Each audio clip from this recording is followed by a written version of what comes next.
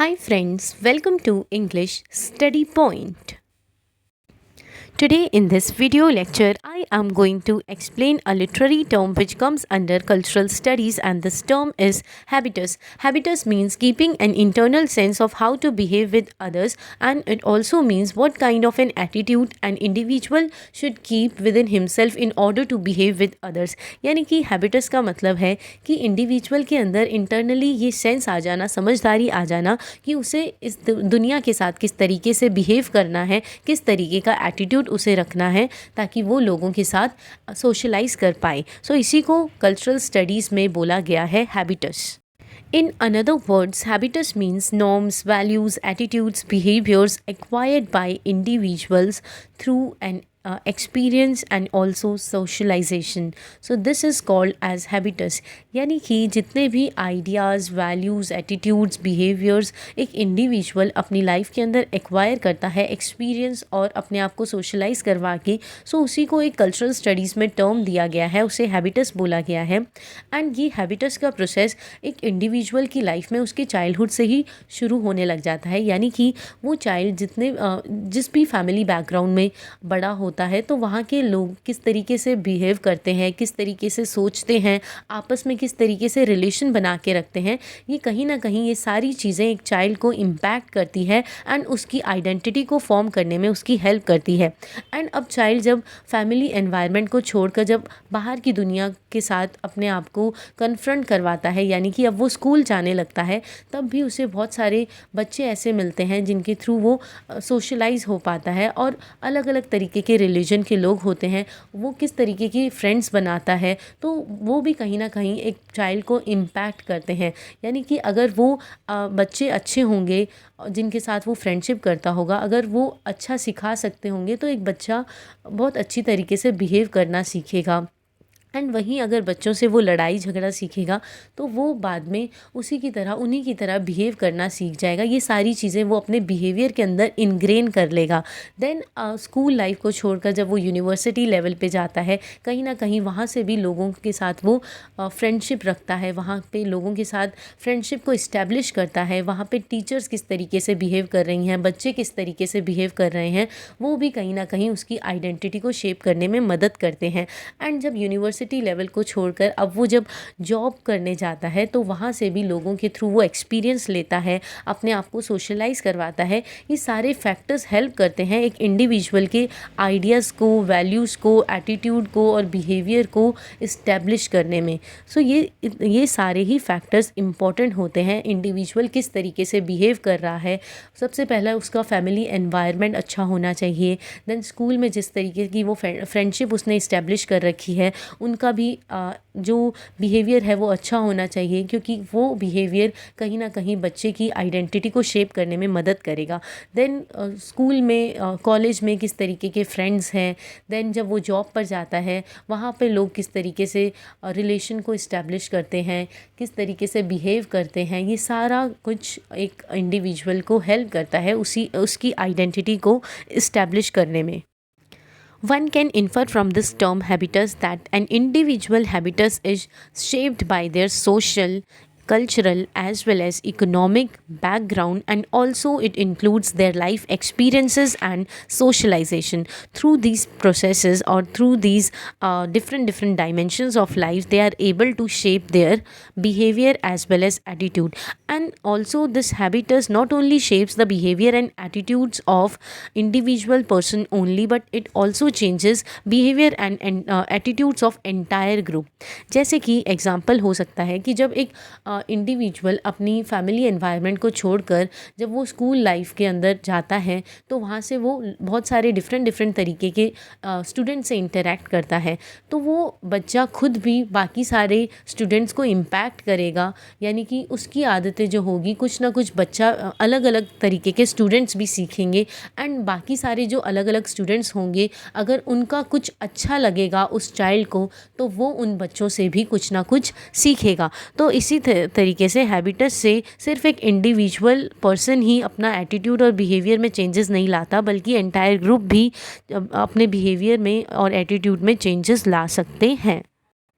Here I am elaborating on this concept of habitus. So this idea of habitus was developed by a French sociologist whose name is Pierre Bourdieu.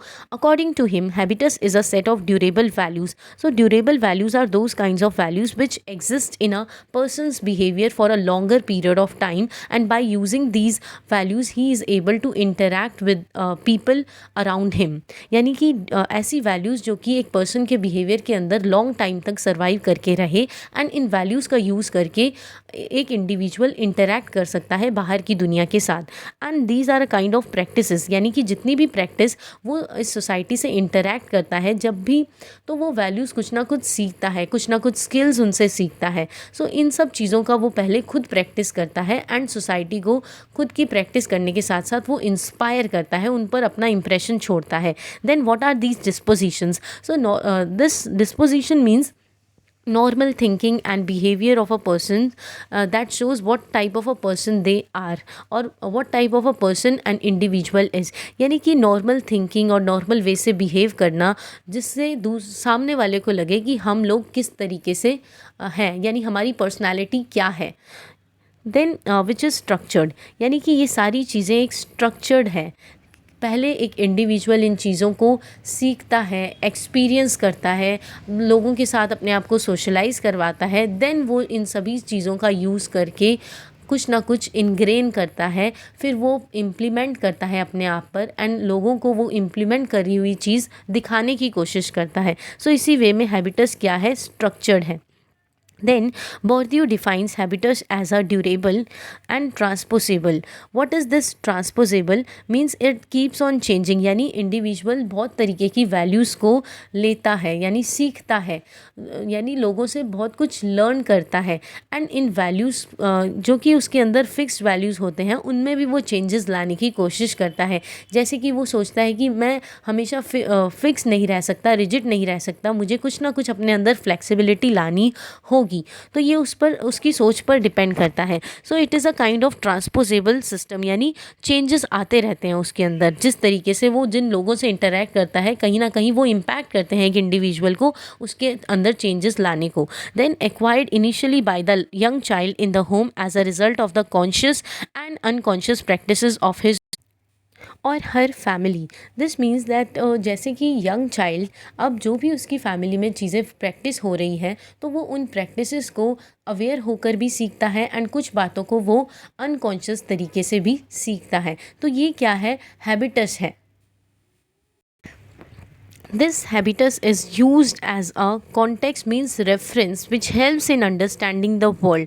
यानी कि habitus से हमें लोगों के norms, ideas, values, attitudes, behavior का पता लगता है. तो ये एक तरीके से individual के लिए habitus एक reference की तरह है, जिसको देखकर एक individual understand करता है इस world को and लोगों के behavior को, and वो बाद में खुद acquire करता है beliefs, values and knowledge through these practices which he learned from the people present in his society.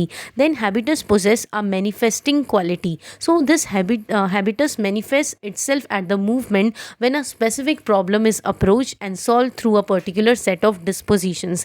यानी कि कहने का मतलब है कि habitus इस प्रैक्टिस का इंक्रीमेंट तब देखने को मिलता है, उस मूवमेंट पे देखने को मिलता है जब एक इंडिविजुअल किसी स्पेसिफिक प्रॉब्लम से डील कर रहा होता है, एंड उसको सॉल्व करने के लिए कहीं ना कहीं वो बाहर के लोगों के एक्सपीरियंस जानकर उनसे इंस्पायर होकर वो अपनी प्रॉब्लम्स को सॉल्व करने की कोशिश करता है. So I would like to repeat this again. So this habitus manifest itself at the movement when a specific problem is approach, यानी कि जब कोई उसके सामने एक स्पेसिफिक तरीके की प्रॉब्लम आ जाती है, and solve through a particular set of dispositions, यानी कि जिस तरीके से वो लोगों को देखता है कि वो किस तरीके की प्रॉब्लम से डील कर रहे हैं, एंड किस तरीके के सॉल्यूशंस वो ढूंढकर अपनी प्रॉब्लम से रिलीफ पा रहे हैं.